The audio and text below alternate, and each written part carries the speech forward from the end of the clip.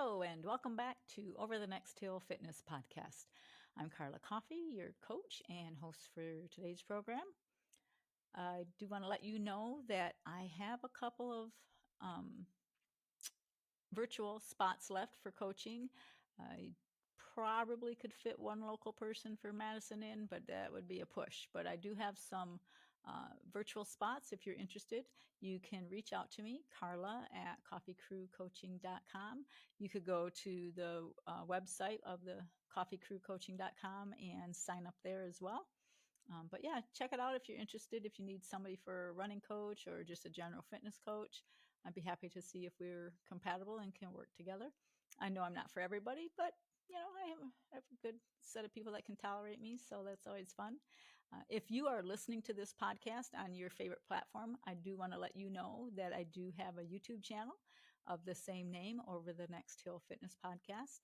And if you're watching me on YouTube, you can go to the podcast and actually listen on your favorite platform there. So a couple ways that you can listen to the program. Today, we're going to be talking to Kathy Muska. We had a real fun time with Kathy, very inspirational. I think you guys are going to really, really like her story. And so let's listen in. Hi, Kathy. Welcome to the show. Hi, thank you for having me. My pleasure.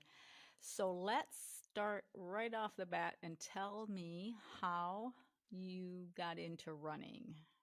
Tell the audience too, obviously, but Okay, yeah, I blame my friend Gosha. okay. Yeah, so I had been walking and doing a lot of walking and walking with her. And one day she said, "Oh, I can't walk today." So I said, "Okay, well, I'll get on the treadmill." And I we walked about 5 miles on the treadmill, and then she goes, "Oh, I can walk now." So I hopped off the treadmill and met her, and where we walked in Main Street in our town, it was about an 8 mile loop, and I thought she was going to be nice since I had already done 5 miles and she was not. And so by the time, she's Polish and she's great, a great motivator. And she said, when we finished, she said, "Oh, you've just done the distance of half marathon." I'm like, "Yeah, I don't run." She goes, "But we could train." I'm like, "But I don't run." And she's like, "But we could train." I'm like, "But I don't like running. There is nothing you could make me do to make me want to run." And she's like, "But we could train." So I said, "Fine, I will do we'll do a 5K." And so I downloaded an app and did like my first 5K, and I was definitely a very reluctant runner. But when we did the 5K, we did it in less time than I thought by like 5 minutes. Nice. So that kind of hooked me. And then I I'm from Connecticut and ran into some people there that I knew that were part of this group called the Run 169 Society, where you run a timed race in every town in Connecticut. Oh, There's wow. 169 towns. And I don't know what made me decide to join, but I did. And then we did a couple months later, I did my first 10K. And then at that point, um, I said, "Fine, I'll sign up for a half marathon." But this was also actually after losing 100 pounds. So, Wow. yeah, Congrats. thanks. So so I had been doing challenges through Facebook for the American Cancer Society. And that was kind of how I lost the weight. And I was raising a lot of money for them. And so when it came time to run the half marathon in Hartford, my one of my girlfriends who had breast cancer said, "I see you've been doing a lot for the American Cancer Society, and I'd like to run the half marathon with you, but can we find a local charity?"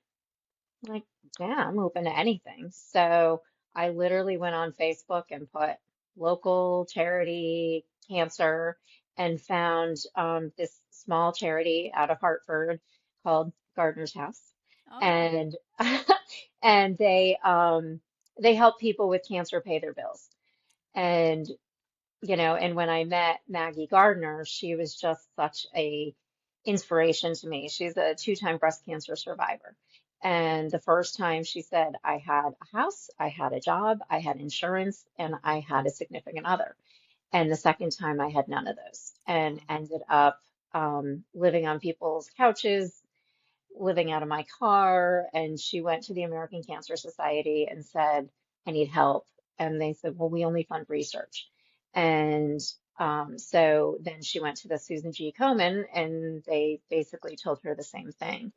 Mm. And she said, if I make it through this, then I'm going to help people with cancer live. And so she's been doing that for about 14, 15 years now. Wow. And so I felt very honored and blessed to meet her.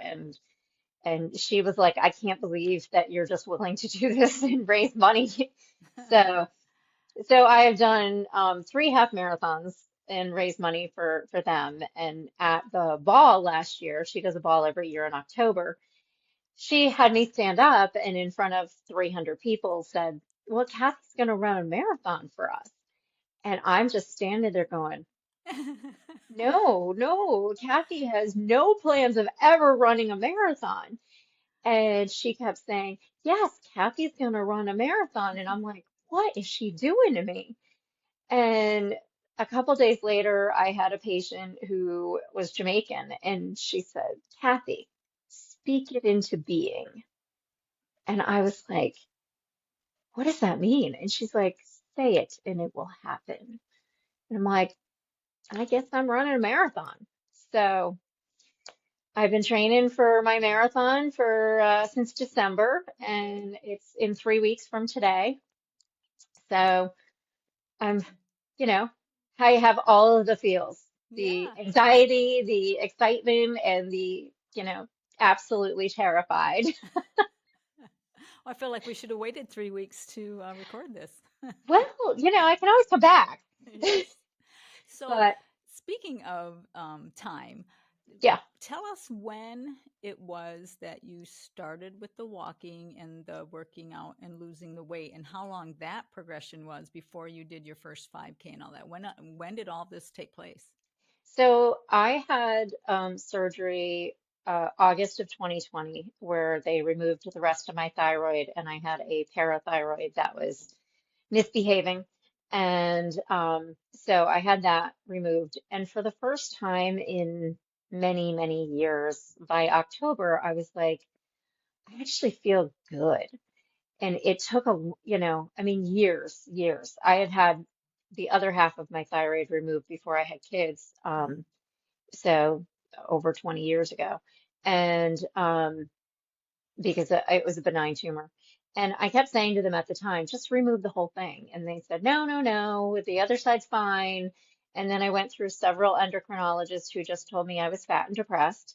And I kept saying, I feel like that's not the case. And then I finally found a very good endocrinologist who listened to me. And he actually was the one who found out that I had the hyperparathyroidism. And um, he's been fabulous.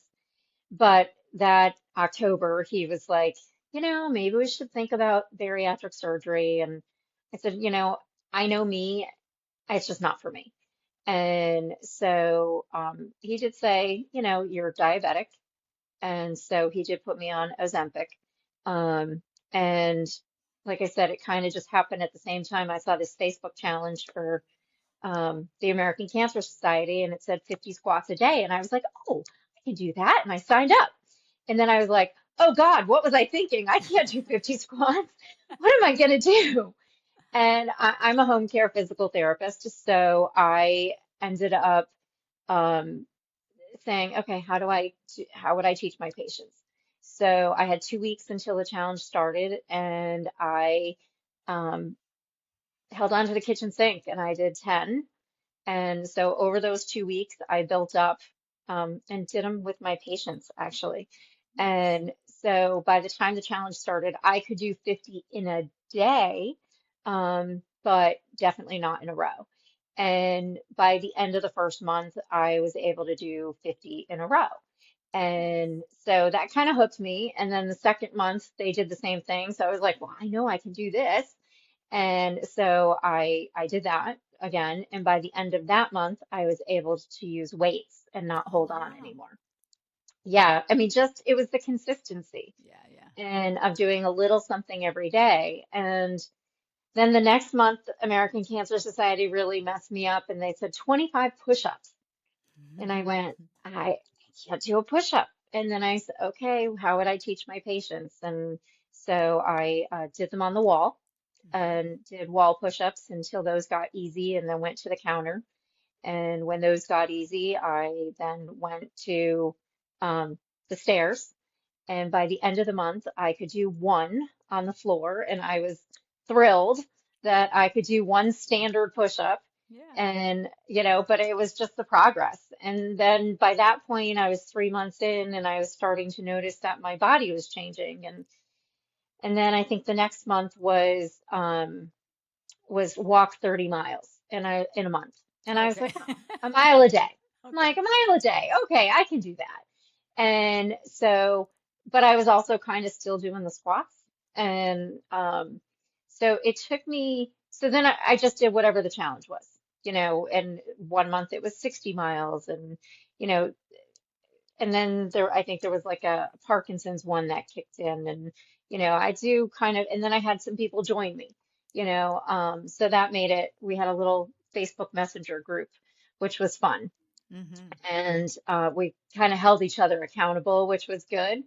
And then, so it took me about a year to lose 80 pounds, and um, and but by then I was like really noticing it wasn't just about the weight. Like I really never intended to lose the weight. And, my endocrinologist was like, but you've changed your life. Yeah. I completely changed everything about my life. And um, everybody was noticing it around me, my kids, and and it changed the way that I practice as a therapist too, because instead of giving people 10 exercises and saying, do three of these, 10 sets, or 10 reps, 3 sets, 3 times a day, to I want you to do these 4 exercises and do them 10 reps once a day, and that's it. And they all looked at me like, really? That's it? And they'd all end up doing a little bit more than what Yeah. I told them to do. Mm-hmm. But, I'm like, it doesn't take a lot. It just takes doing something consistently. Yeah. And so, yeah, so then I ended up, it was about a year, it's probably a year and a half into my journey when my girlfriend convinced me that we needed to start running. And yeah, so I've been running for about 3.5 years now. Wow. So That's great. yeah, And is she yeah. doing the marathon with you? No, no, Oh. nobody is. No, no. There will be other runners, just nobody you know. Yes, I'm doing actually Detroit, the Detroit International Oh Marathon. yeah. Yeah. Um, yeah, that was rated #1 this year in the country for because it's so cool. You actually Yeah. have to carry your passport on you Yeah. because you run into Canada. Um, but my nephew actually is responsible for that because he said, "Oh, I want to run this half marathon with my aunts because one of my sister lives out near Detroit." Mm-hmm. And so I originally had committed to doing the half marathon. I didn't sign up yet, but when we were talking about it, I'm like, yeah, I'll do that with you. And then, Maggie talked about the marathon. So I was like, well, I'll do the marathon. You guys do the half marathon. And so January 1st came when you could sign up, and I signed up for the marathon, and nobody else did. Oh. So not even my nephew. Not even for the half. Oh no. No, no, Oh. no. So luckily I'll have a support team out there. My sister and her family will be there and my Mm-hmm. parents are actually coming out. So Good. And what is your nephew's name? Sam Sam. Shame on Muska. you. Yeah, Sam right? Muska. We'll call him out. Yep, absolutely. Well, I will say he did a 50-mile trail race that once he did that, he's like, I think I'm going to take a hiatus from running. Well, But okay, maybe we'll let him off the I hook for know, that. I know, but I still give him a hard time about it. Yeah. Well, yeah, you have to.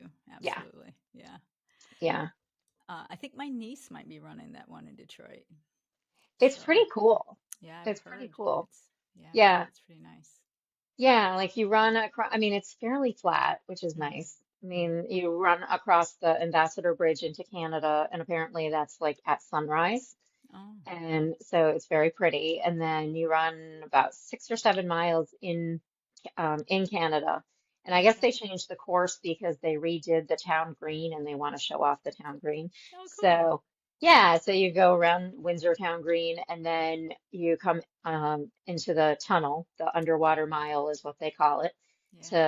Yeah, so they said that part is kind of, it's hot and humid and loud. And Um, terrifying. yeah, yeah. But I guess they give you like a special time for that 1 mile, to see how fast you are underwater. So, Okay. Yeah. yeah. Um, I but have a it sounds feeling interesting. that would probably be my fastest because just a little bit claustrophobic. So in a Yeah, car, I'd probably be okay because it's what, a minute, but yeah. I'm not a minute runner mile. No, So no, yeah. no.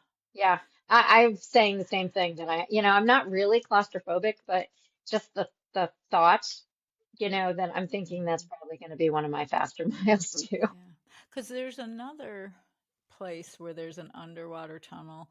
I can't remember where, but um, and in that one, I know occasionally you can see water dripping, and so Yeah. that would just freak me out.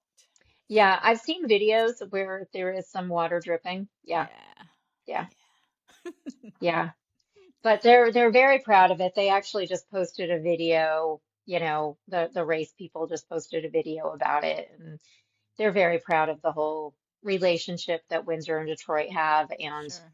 this tunnel. And so we'll see. Yeah. Well, We'll that's see. great. I'm excited for you. Thanks. I look forward to Thanks. hearing how that goes. So, are you still doing the monthly challenges through the Cancer Society? I have not. Okay. I haven't done those in probably a couple of years since I started fundraising for Gardner's house. Okay. I just felt that trying to find a local charity that helps people locally, that would that's more near and dear to my heart. Sure. On the back of my shirt is actually a lot of names, and unfortunately way too many names. And it's all the people that I run in honor or in memory of. Mm. And October of 2020, I had 4 girlfriends diagnosed with breast cancer. Wow.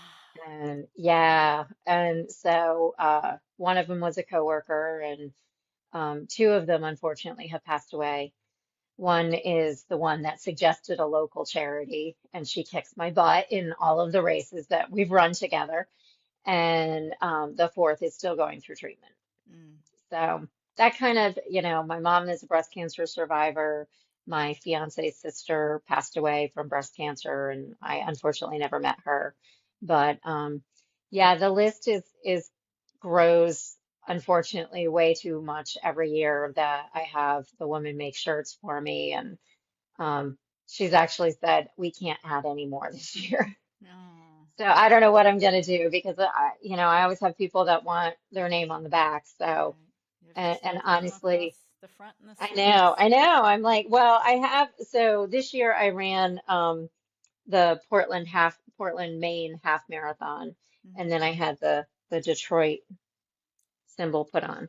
Oh, very cool. But yeah, so I may have to take those off and start putting names, I don't know, on the sleeves or something, but Yeah. it's Unfortunately, I mean, yeah, that's not cool. yeah, yeah. But honestly, I ran one race and I was just really, really struggling. And I kind of said, like, God, I just need some help. And it was a weird feeling, but I felt like hands on my back. And I Mm. was like, oh, they are all with me, Yeah. Well, helping me along. So, gotta take yourself yeah, out of it and remember while you're running. exactly, Yeah. exactly. Yeah. So, yeah, So so what? people have always like, why do you do this? I'm like, I don't know. I don't know. I never intended to run, but Yeah. this year has definitely been different. So what all do you do to help raise money for them? I do different things. I have a GoFundMe right now Okay. for this one. Um, But like when I was running the half marathon, I did a sponsor a mile.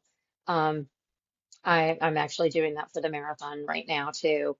And, just sharing the GoFundMe on social media with my friends and coworkers, my fiance, having him share it, people that are on the shirt, asking them to share, Hmm. um, and then having shirts made up and selling them. So, any profit from the shirt goes right to Gardner's house. And then I did a Super Bowl pool too. And but that was, it was like not a 50-50, but something similar. Yeah. Yeah. So So how many just years different. have you been raising money for them? Three? Three. Three. Yeah. Yeah. Okay. Yeah. Because I ran my first half marathon October 3 years ago. Okay. Yeah. Well, we will definitely put links in the uh, description notes, and hopefully some of these fine listeners will go on there and donate to your cause. That would be wonderful. Yeah. I mean, I didn't find running until I was 51, and I'll be 55 in January. And I have such a different life because of it, and the people that I've met, I had no idea. Like at the 10K that I ran, I met a lot of the back of the Packers, and I love those people. I don't know about the people in the front. Yes. They're usually in their cars and gone by the time I get there. Yeah. But the people that are in the back, it's the party pace. They call it that for a good reason. Mm-hmm. And because I'm definitely not fast, and I don't care. Mm-hmm. It's more I want to enjoy myself. I did the Philly Love Run in March, and the atmosphere at that race was just so incredible. And I literally I had gotten injured and I had no expectations at all for that race. And I was like, I'm just going to go have fun. And I actually got like one of my lower times. I couldn't believe it. Like, I was taking pictures the whole time and just enjoying the scenery because Yeah. at that race, you finish at the bottom of the Rocky Stairs. Oh, yeah. It's so much fun, Yeah. So of course the assignment is you've got to run up the Rocky Stairs, right? Yeah. My son was so mortified. Like, but I'm like, Mom, I'm like, honey, there were a lot of other people who did it. Yeah. And he's like, yeah, but nobody my age. So I started showing him all the videos of all of the people of all ages that were doing it. He's like, okay, fine. But That's really yeah, cool.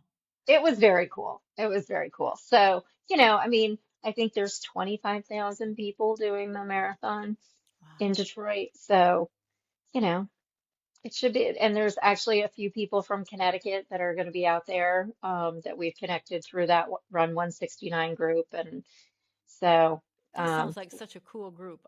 it I would really love is. that. I would love that. It's very cool. It's really all ages and abilities. I mean, there's a couple dogs, and and they basically, when you get to 100 towns and you get to 169, there's celebrations for both. The 100, and then there at the 169, you get actually crowned as royalty. Very So cool. it's very cool. So people wear tutus, and there was one lady that she loves to wear costumes. So at hers, everybody that ran it, it was just a mile race, but everybody that ran it ran wearing dinosaur costumes. Oh, It I was saw a hilarious. video of that. I bet It's a you it was, YouTube video. yes. Oh God, Yeah, that's hysterical. it was hilarious with the little T-Rex. Yeah. Yes. And they make such a funny noise when you run. I've seen them in a race, like ran by Yeah. them, and it's the greatest. I'm gonna have to look that up and watch that again. Yeah, That's it great. was it was very funny. And unfortunately I got sick so I couldn't do that race. Oh, But yeah, so it's always the 169 is a huge celebration. And there's about there's like over 5,000 members in the Run 169 group. wow. Yeah, but I think it's less than 300 people who have actually completed all 169 towns.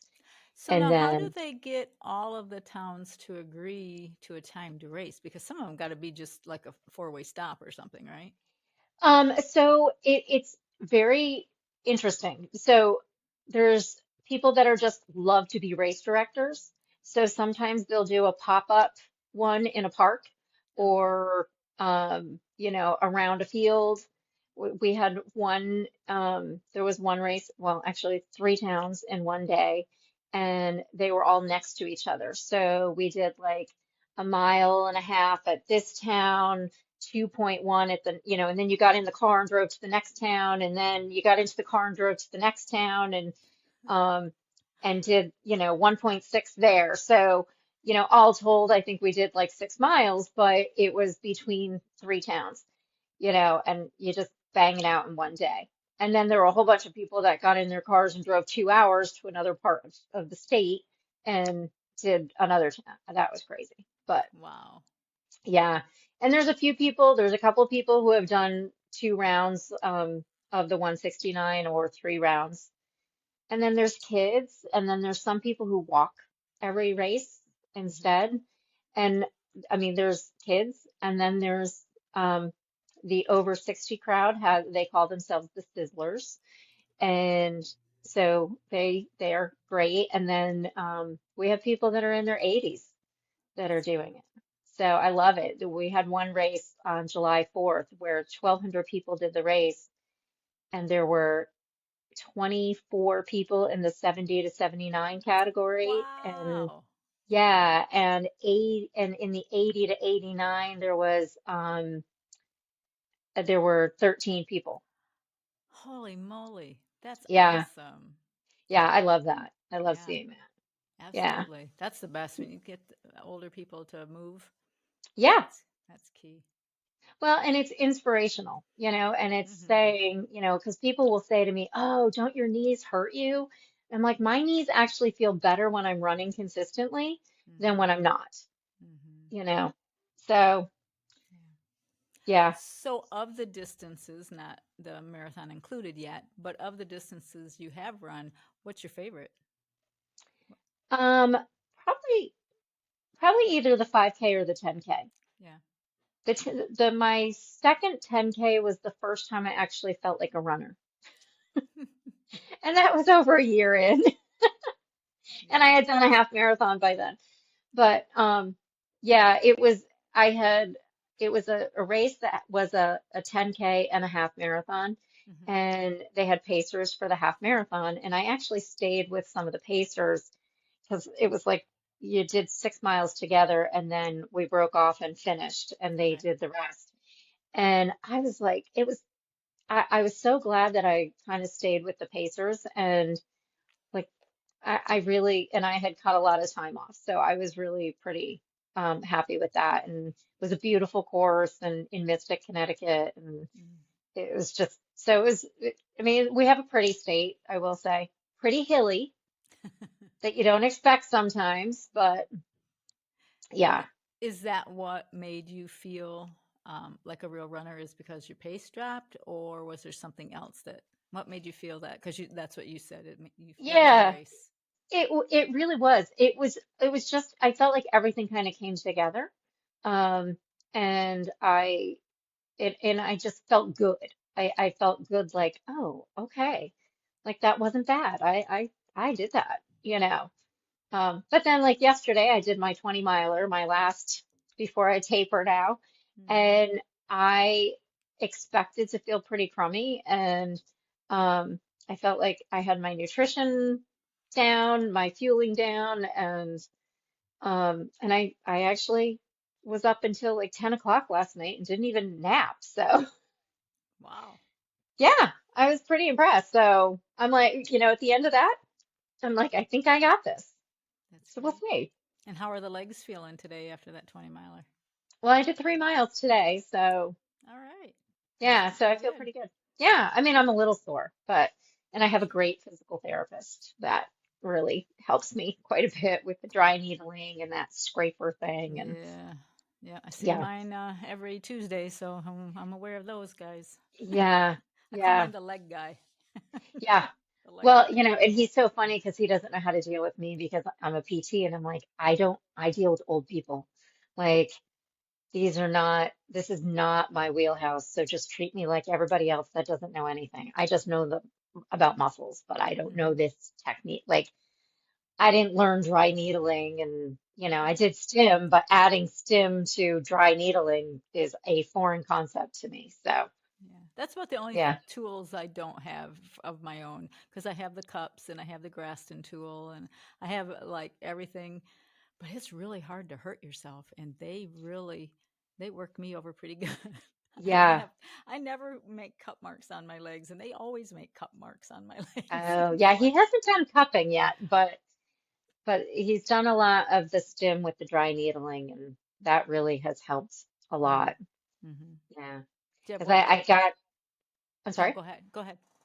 I got injured back in like February. I was walking into a patient's house, and I didn't realize that their driveway kind of dipped, and I jammed my leg and got some hip pain. And I didn't realize where it happened until I went back to her house, and I was like, oh. This is where I did that. Mm, And at the time, I had convinced myself that I had a stress fracture in my hip. Um, I was diagnosed with a rare genetic syndrome that actually predisposes me to fractures. So I mm, had really like built it up that I had fractured it. And so I had an MRI. I saw the PT and then I had an MRI, and luckily it was not, but I had a lot of, you know, um, tendinopathy, which was hmm. fun. And so he really helped to calm that down. But with the marathon training and building that up, it's kind of come back a little bit. So luckily he's been working on that for the past few weeks. Yeah. Prior to that injury, were you injury prone? No, No, no. that's I great. mean, years ago, not since running. No, I hadn't.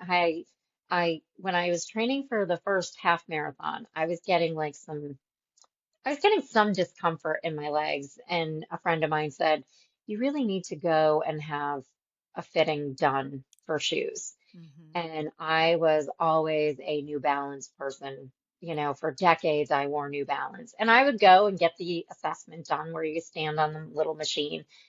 And then I ended up going to Fleet Feet, and they had the walking pad and the standing thing. And so I did those, and they brought out three pairs of shoes. And once I put they did the New Balance last, and once they put those on, I was like, oh my God, these are awful. They feel terrible. Yeah. So I've been in Brooks ever since, but the Mm. the Brooks Glycerin have been my go-to for my long runs. Yeah, one of So, my athletes, she's a new athlete to me. She was having some knee pain. I said, "So when's the last time you bought running shoes?" And she said, 3 years ago. And oh gosh, I didn't think to ask her. And she's only been with me for a couple weeks now, but I didn't think to ask her that during our initial interview, not thinking that it had been 3 years since she bought shoes. And so, and yeah, these are the shoes she walks the dog in, and she runs around town, chasing getting the kids from this activity to that. And I'm like, okay, so you're gonna go to Fleet Feet, and you're gonna get some shoes, get fitted for some shoes, and they are only for running. You yeah, can keep those other ones for running around town and walking the dog, but these are your running shoes because it's yes, amazing the injuries you can get just by having not the right shoe or too worn of shoes.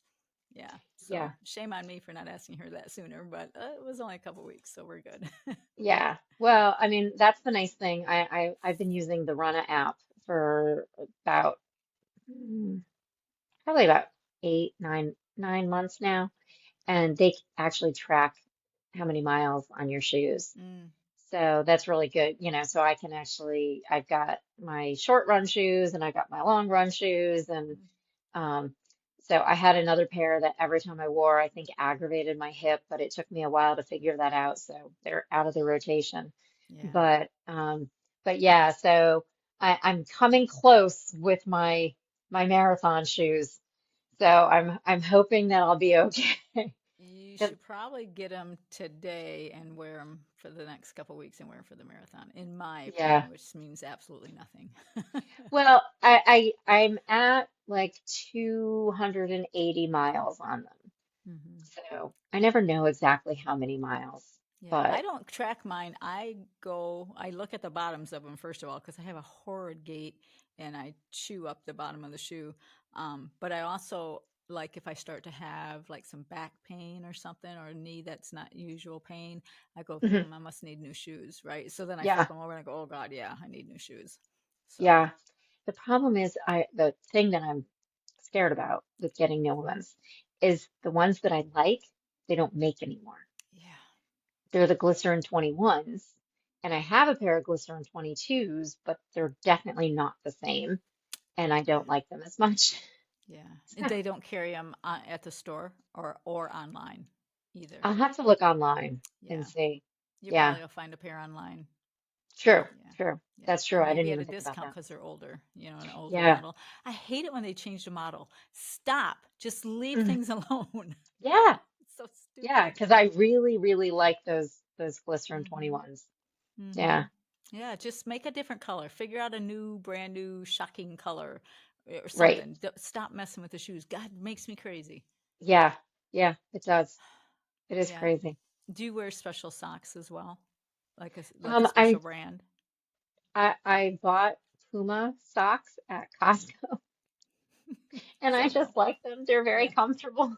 Yeah, I've been So through no. so many brands, and finally, I wear Inginis now, the toe socks, and Oh, oh, really? oh yeah, and I love them, and I wear them all. I don't wear regular socks, unless I don't have anything warm enough, and then I have some real thick regular socks, right?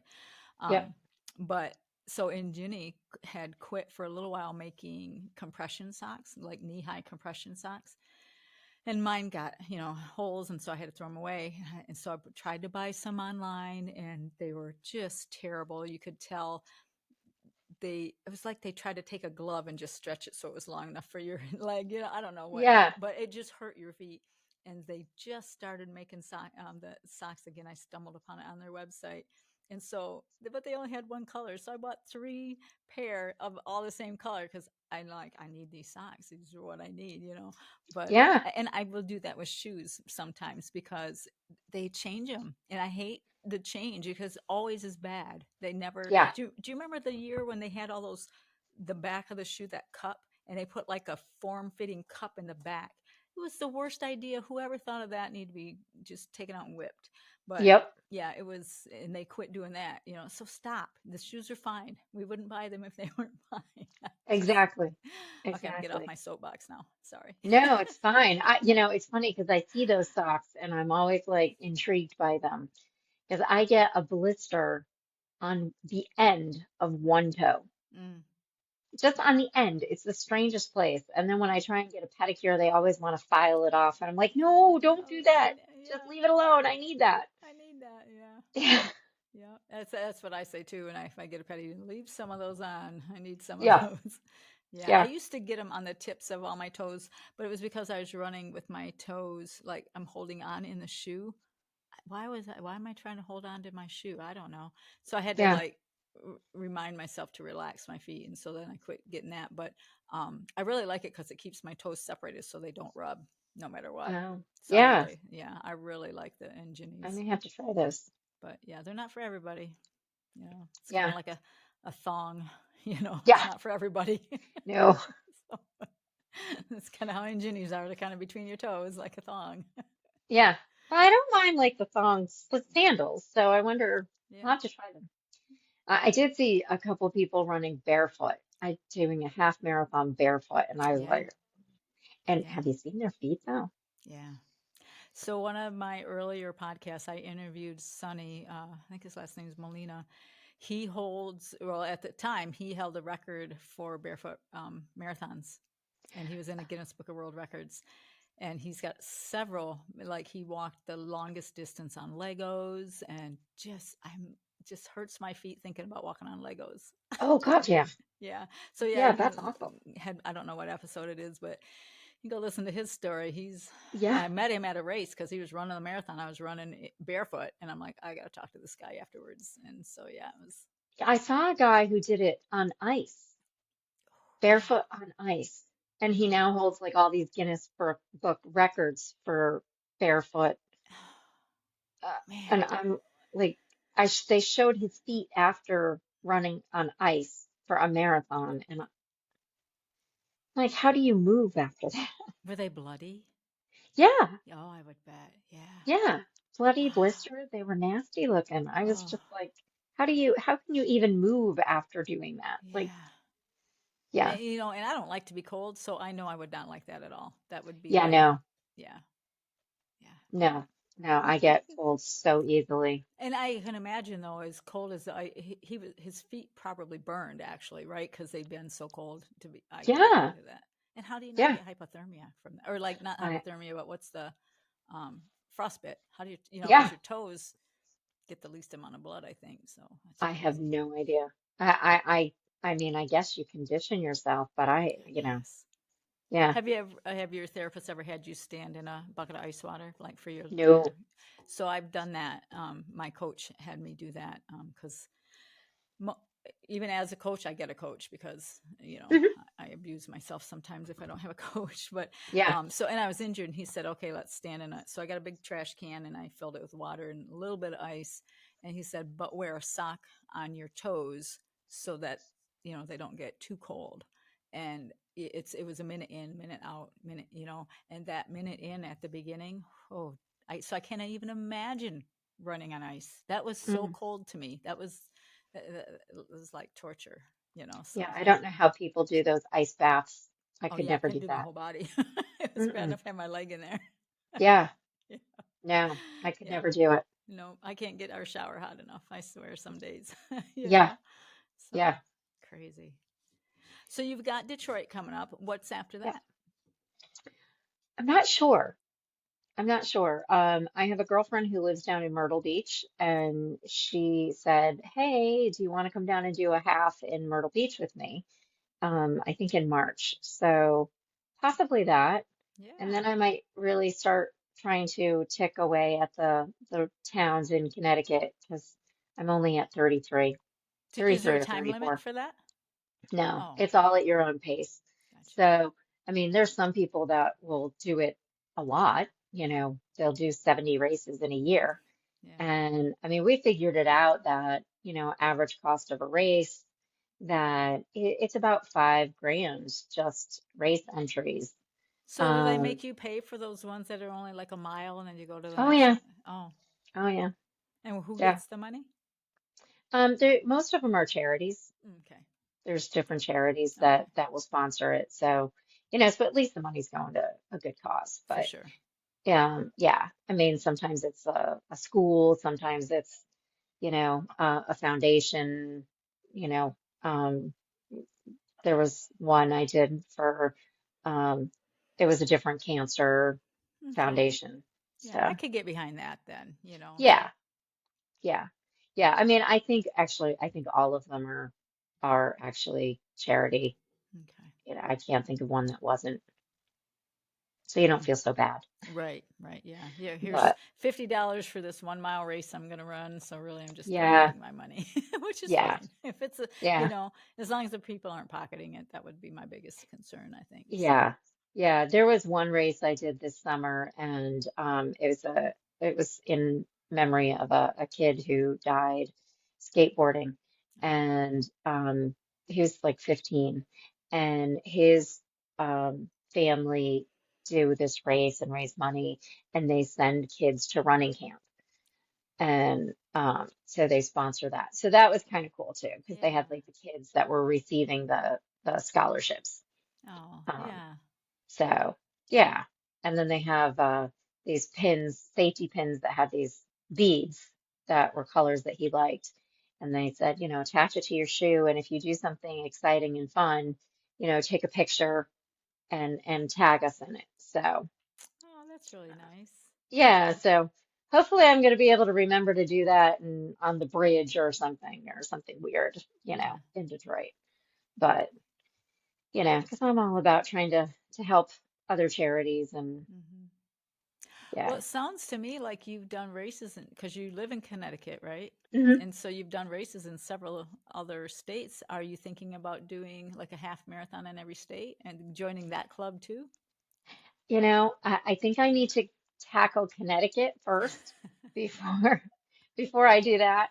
And I always say this is my first marathon. It might be my only. I don't, Hmm. it's so time consuming training because I am slow. So, you know, um, it's just really time consuming to train for a marathon. It is. Um, yeah, you'd miss out on a lot, Hmm. and a lot of times I spend my times listening to podcasts when I'm running. Yep. But so I feel like I'm getting educated about things, but Yeah. but it's just time away from other things that you gotta do. And Yeah. I mean the Run 169 is uh it's there's some people that will bang out 4 towns in a weekend. Um, and then we have this great guy who keeps the website up, and they have people that keep track of all the races, and then they have it whether it's an elusive town. So if they only have one race a year, then that's considered elusive. If they have a semi-elusive, then they have 2 races in a year. And then there's some towns that have like a summer series, and so you have like 8 opportunities in the summer to go.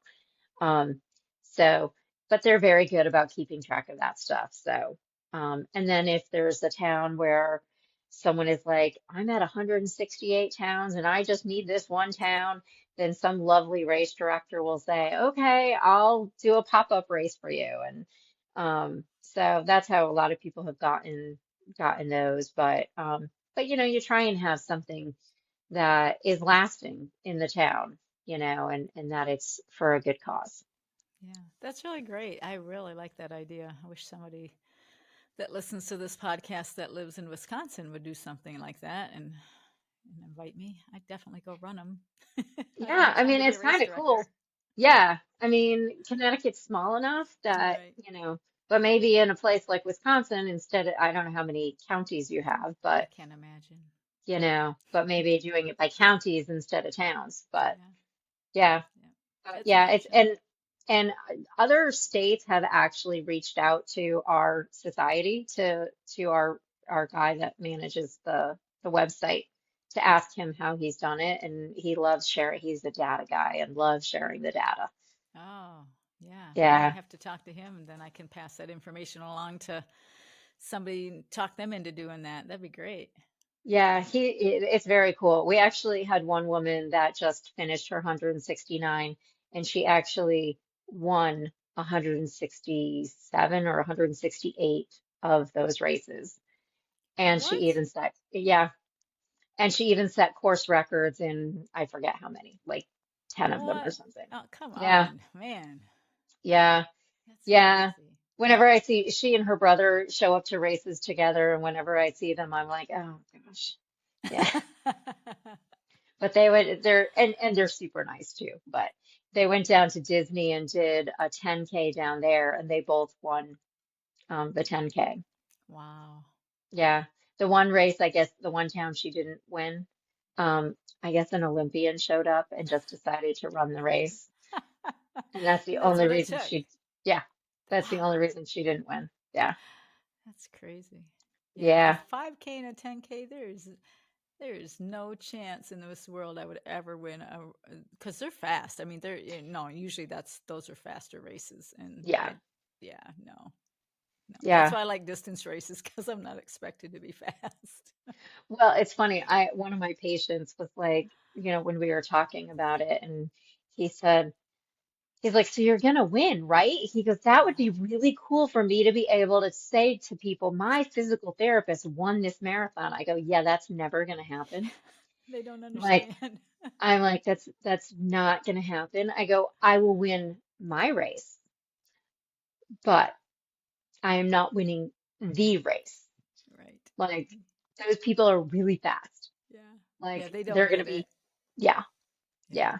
yeah. I mean, and people are always, how long is a half marathon or a marathon? How many miles? You're doing what? that's just crazy. And there's times when I get on the highway and, my GPS will say, oh, in 26 miles. And I'm like, oh my God, I have to go from here to there. And that's, holy smokes, what did I get into? What was I thinking? Yeah, yeah, Yeah. yeah, And nobody was yeah. there to reel you in. Gosh, you got to have that person that says that's a bad decision. Don't make that decision. I know. I know. Yeah. Well, when I finished my second half marathon, when I finished the first one, I I didn't really know anything about fueling. Yeah. So when I finished, I could not eat. I couldn't eat before I ran. I couldn't eat until like 7 o'clock that night. Mm. And I knew it was not good, but I could drink beer, but I couldn't drink water. I couldn't eat. And I just felt like I was, every time I thought about eating, it just, ugh. So then, the second one came along and I was like, okay, I got this. I think I understand this now. But for some reason, just before crossing the finish line, I started hyperventilating and I finished the race and I couldn't breathe and Mm. I was just and I looked at my fiance and I said, if I ever say I'm going to do another one of these, just say no. And he didn't. But but then Where when I were did you? yeah, and when I did my third one in June, it actually went great. And I cut like 17 minutes off. And Wow. yeah, and I felt great because I had been fueling properly. And I was like, I think I finally got this fueling thing down. And I mean, it was in Maine. And so I had to drive 4 hours home that day. So I took a Mm. shower and drove home and I felt great until I got to the Mass Pike, and which was about 2, 3 hours in, and all of a sudden I just started like bawling. And I didn't know why. I'm like, why am I crying? And I'm calling all my friends who run distances, and I'm like, what is going on? Why am I like, why? Why is this happening? And they're like, oh, girl, you're going to need someone to hold a box of tissues when you finish your marathon. Like, so hopefully some of my family will have a box of tissues for me at the Yeah. end of the marathon because apparently I'm going to be a bawling mess. Aw. Well, hopefully they will be there. Um, Yeah. do you have any words of encouragement or anything that kind of like got you over the fence for the running that you'd like the audience to know and help them? Anybody who's on the couch or is maybe thinking, I could never do a half, I could never do a 10K, a marathon. Do you have anything like last words that you'd like to like really pound home for these people? Really, it's about consistency. I think that's really and you don't have to do a lot. It's just starting with something small and doing it consistently. And I follow Chris Nickick on Instagram. He's the first person with Down syndrome to do an Ironman. And he's so impressive. And he and his dad have this whole, um, it's the 1% better. And so every day you try and do 1% better than the day before. And at the end of the month, you've done 30% better without even trying. Hmm. And that's how he went from couch to Ironman in 3 years. And I realized that that's kind of how I did my weight loss. It was not perfect. It was not linear. It was up and down. It was like I was training for a marathon or my half marathon, my first one, and I was gaining weight and I was getting frustrated with it, but I just kept, you know, thinking, I'm doing this, I'm being consistent, and it'll eventually show up. And it's really about that consistency and having someone to help you hold accountable. Very Those are, cool. Yeah, that's yeah, very true. Yeah. yeah. Is there any questions I haven't asked you? Any story we missed? I don't think so. Okay. Yeah, I we don't think covered a so. lot. I loved We it. And did. it Yeah, was so fun. I hope you had a good time too. I did. Thank you so much for having me. Yeah, absolutely. And I will touch base with you and find out how the race went. Okay? Excellent. All right. Thanks. Absolutely. Thanks for Okay. being here. Bye bye. Thank you so much. Bye. Well, thanks for listening, everybody. I hope you enjoyed Kathy's story. I hope that you'll go to the show notes and donate to her GoFundMe to help the cancer society that she is raising money for. If you'd like to be on the podcast, please hit me up, Carla at coffeecrewcoaching.com. And again, if you need a running coach, please feel free to look me up for that as well. And have a great day. Thanks.